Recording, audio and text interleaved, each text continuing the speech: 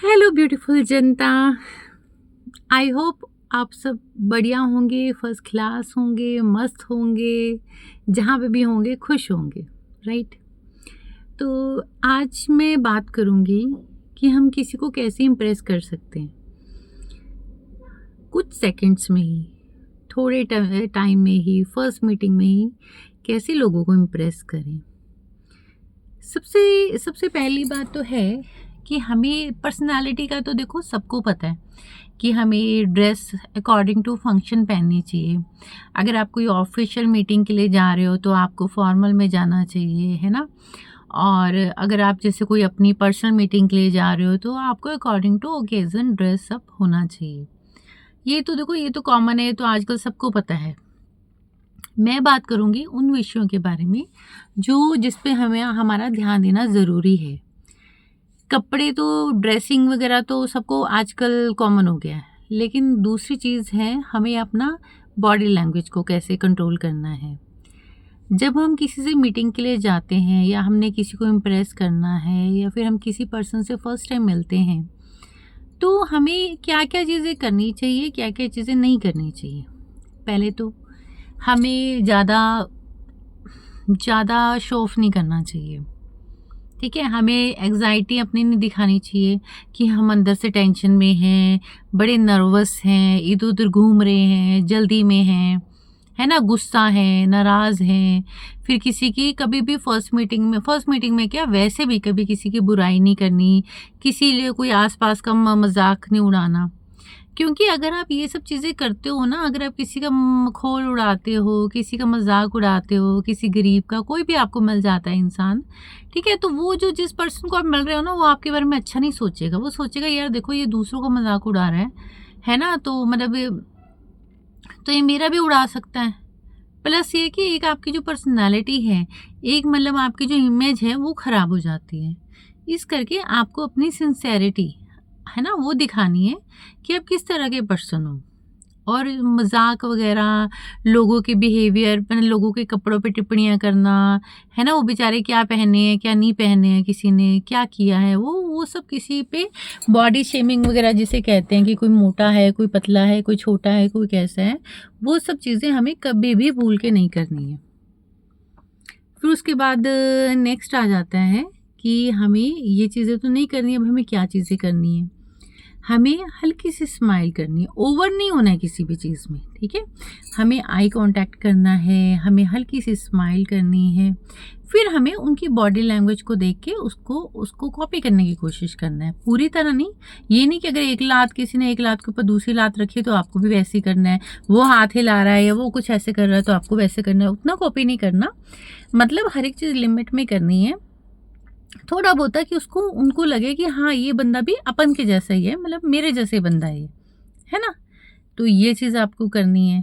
फिर आपको, एक तो होते हैं ओपन एंडेड क्वेश्चन, एक होते हैं close ended question. Close ended question क्या होता है कि जैसे आपने खाना खाया, हाँ या नहीं? मतलब जब आप एक ही वर्ड में जब आप आंसर देते हैं तो उसे क्लोज एंडेड क्वेश्चन कहते हैं। ओपन एंडेड होता है जैसे आप पूछते हैं कि हाँ जी, आपकी हॉबीज़ क्या-क्या हैं?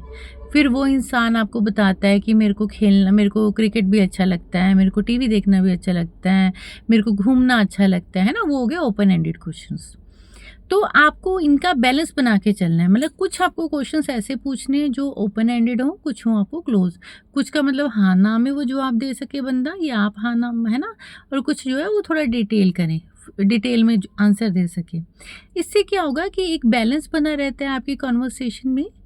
और सबसे मेन जो है, हमारी जो बातचीत करने का सबसे मेन फंडा है कि भगवान ने दो कान दिए हैं भाई, दो कान दिए हैं तो इसको दो कानों का यूज़ करना है हमने, मतलब हमने ज़्यादा सुनना है और बोलना कम है ना। हमें ज़बान एक दी है, कान दो क्यों दिए? क्योंकि हम ज़्यादा से ज़्यादा सुने।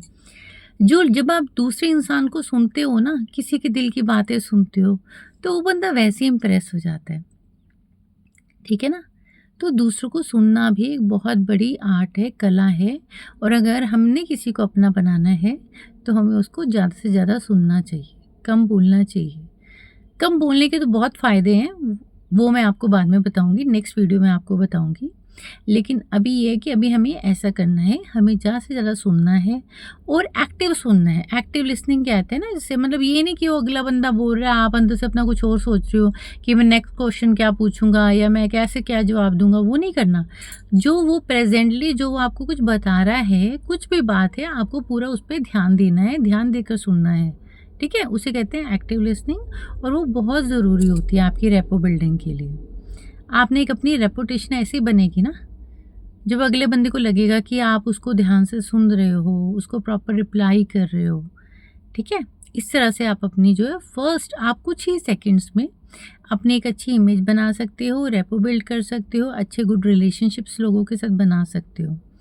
और हमेशा हमें ना कभी भी ये नहीं शो करना, कभी भी ऐसे ना बाजू पे ऐसे जैसे हाथ होते हैं ना, ऐसे बंद करके नहीं, कभी क्लोज नहीं करके रखना अपना।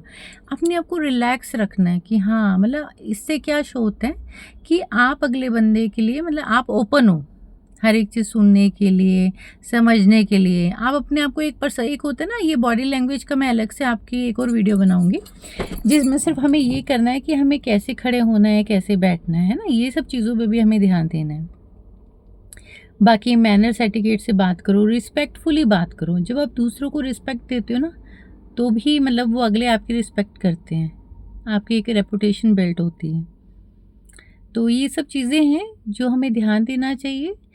लोगों को इम्प्रेस करना है, एक ख़ास बात है कि अपनी सच्चाई कभी भी ना मतलब ऐसी पर्सनैलिटी अपनी शो नहीं करनी जो आप नहीं हो। हमें अपना रियल चेहरा मतलब अपनी जो रियलिटीज़ है ना, उनको नहीं छुपाना चाहिए। हमें हर एक चीज़ सच्चाई से मतलब इफ़ यू आर ऑनेस्ट ना, अगर आप ईमानदारी से सब कुछ बताते हो, तो हर कोई इंसान जो है ना सच्चाई, ईमानदारी को पसंद करता है, दिखावे को पसंद नहीं करता।